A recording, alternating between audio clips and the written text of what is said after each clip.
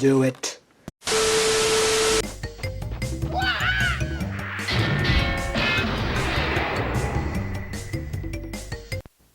Crash Bandicoot, the old 1996 gem that was a huge marking point for the Sony PlayStation. The brainchild of Andy, Gavin, and Jason Rubin, and provided stiff competition for Mario. But seriously, who would have thought that a mutated version of this would actually succeed? Compared to a hedgehog and a plumber boy, this really is obscure. In fact, Willy the Wombat was the initial conception they had of Crash Bandicoot, to which Sony scrapped for obvious reasons.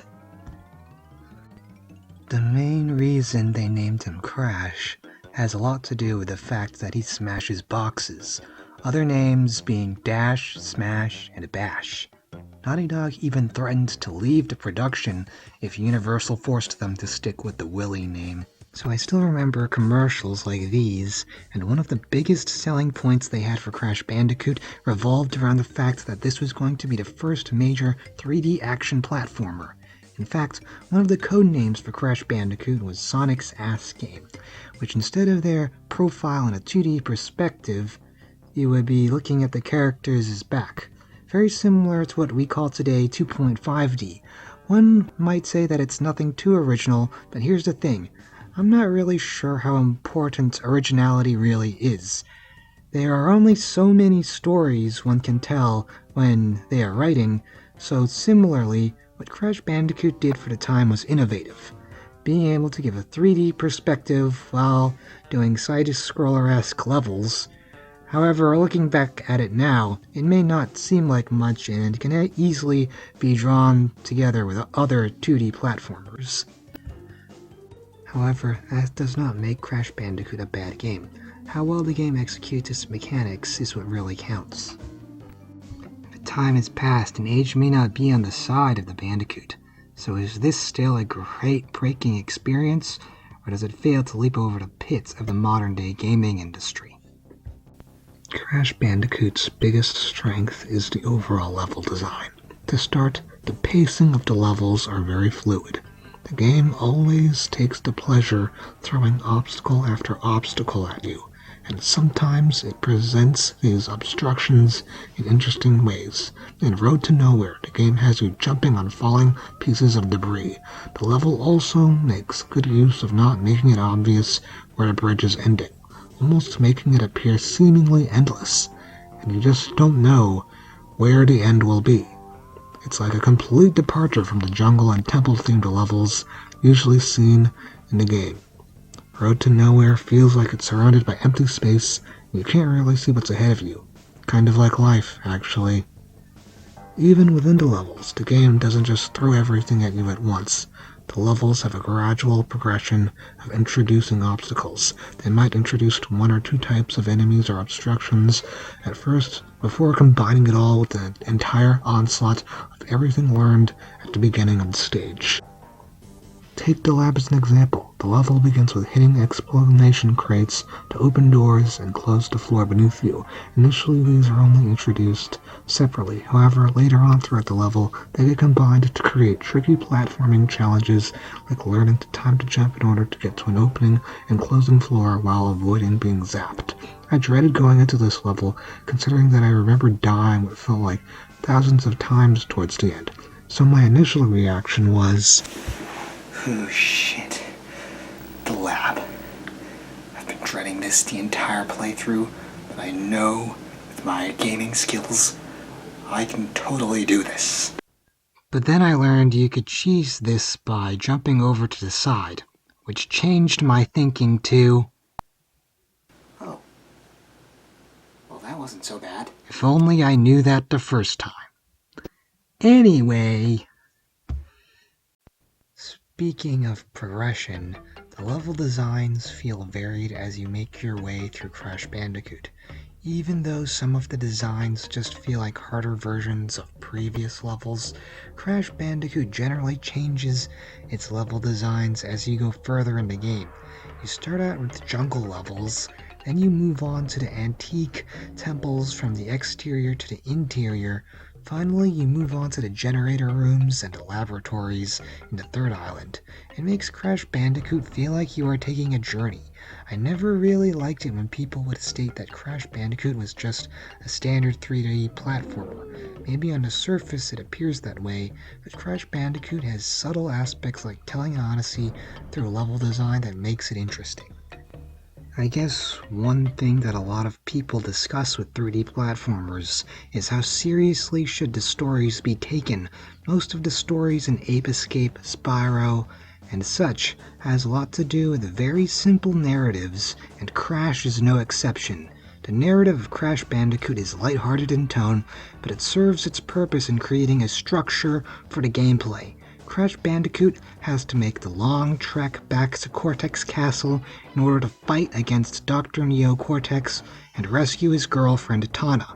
Already, this provides context into why we are going through the levels in Crash Bandicoot. The only criticism I have is that I wish Cortex made more of a presence in the game. It isn't until the third island that I started to see his symbolic N plastered all over the environment. In the previous two islands, there could have also been symbolic gestures of his presence in order to demonstrate his ownership over them. Instead, the best we got was Big Brother Cortex in the generator room. I'm watching you, Crash. The music purports the sense of atmosphere the level designs deliver on. Each of the instruments seem to be carefully chosen for each level. There are Congo drums and simplistic percussion in the jungle levels. Upstream we'll use some marimba to give the taste of water, whereas Cortex Power and the Lab have electric guitars vibing in order to give Across a more sinister appeal. In fact, you are listening to some of the OST right now.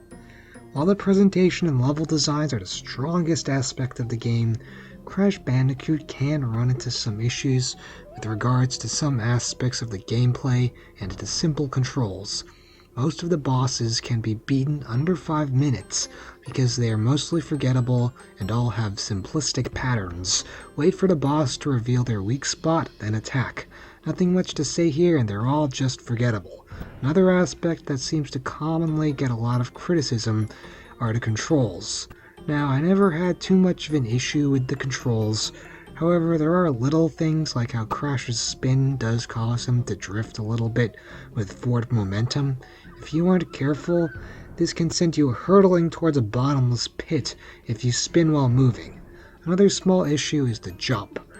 For the most part, it works, but Crash arcs in a way that makes it difficult.